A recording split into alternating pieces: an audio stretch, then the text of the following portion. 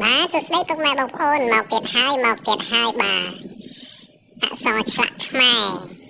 មានស្រមោលហើយស្អាតបែបនេះបងប្អូននឹងគិតថាវានឹងពិបាកធ្វើប៉ុន្តែមិនជាបញ្ហាអ្វីទេមើលវីដេអូនេះដល់ចប់ខ្ញុំនឹងរៀបរាប់ប្រាប់បងប្អូនថាវាស្រួលណាស់ដូច្នេះខ្ញុំនឹងបង្ហាញគន្លឹះងាយស្រួលបំផុតសម្រាប់បងប្អូនដែលចង់ចេះនិងចេះសរសេរបាទឥឡូវមកមើលជាមួយខ្ញុំដូចតទៅបាទ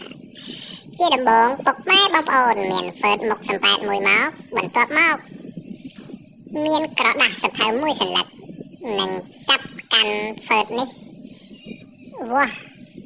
យើងមិនចាំបាច់មានបន្ទាត់ឬកែងអ្វីទេគឺយើងរាប់ក្រឡាសភៅរួចយើងសរសេរយកតែម្ដងគឺងាយស្រួលបំផុតបាទនេះបងប្អូននេះឃើញទេបាទនេះទាញឆ្វាច់ស្រាដៃរបៀបអញ្ចឹងមកបាទនេះគឺជាអក្សរបបាទអក្សរបគឺវាមានបែប style បន្តិចបាទតោះមកយើងដាក់ស្រៈអាបាទ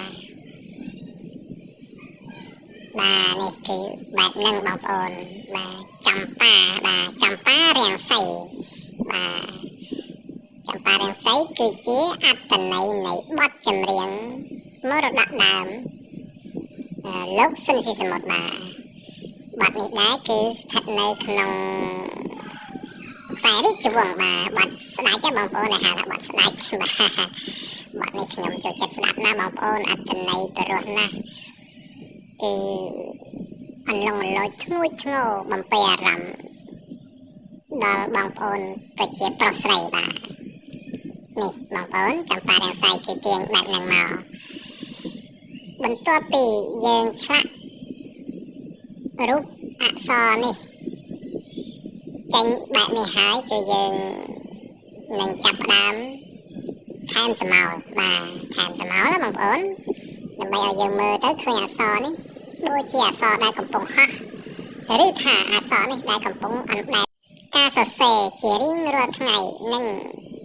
ការវឹកហាត់រឿយបងប្អូននឹងទទួលបានអក្សរស្អាតបាទសូមកុំភ្លេចបងប្អូនគឺការព្យាយាមគង់បានសម្រេចណាបងប្អូនបាទមេរៀនគឺវាដដែលទេបងប្អូននេះគឺធ្វើតាមខ្ញុំមួយអញ្ចឹងមកវានឹងទទួលបានអក្សរស្អាតហើយបងប្អូនបាទកុំឲ្យខាតពេលវេលាយូរនឹងបងប្អូនធុញទ្រាន់នោះខ្ញុំសូមបកស្រាយចម្រៀងមួយបទដែលមានចំណងជើងថាចំប៉ារាំងសីបាទចំប៉ារាំងសីថ្លើមប្រមាត់កម្មវេមកកាត់ឲ្យប្រត់ណាឆ្ងាយប្រត់ខ្លួនចោះរណៃក្រៃអំបាយប្រត់ឆ្ងាយអំពើ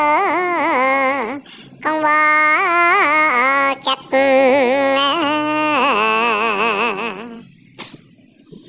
នឹករៀងថ្នាក់ថ្នមត្រកងបីចំប៉ារាំងសីគ្រូជាងវិតក្លិនខ្លួនក្រអូបបងស្រោមជាប់ចិត្តឥឡូវឃ្លាតពិតអត់សងខឹមរយសែនស្រស់នោះអើយអាឡោះស្ដាយក្លិនខ្លែបជាប់មើកាយ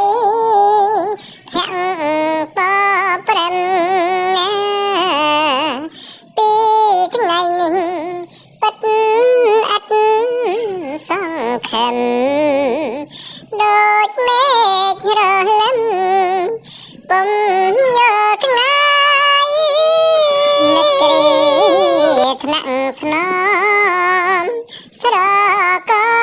ងបីចំប៉ារាំងសីត្រួយជាងវិត ក៏បានបញ្ចប់ទៅហើយបាទដូច្នេះបងប្អូនពេញចិត្តនៅវីដេអូខ្ញុំសូមជួយ Subscribe និងទទួលបានមេរៀនក៏ដូចជាវីដេអូថ្មីដែលតាក់ទងនឹងអក្សរចម្លាក់បង្រៀនបងប្អូនងាយយល់ងាយចេះចាំបាទសូមអរគុណ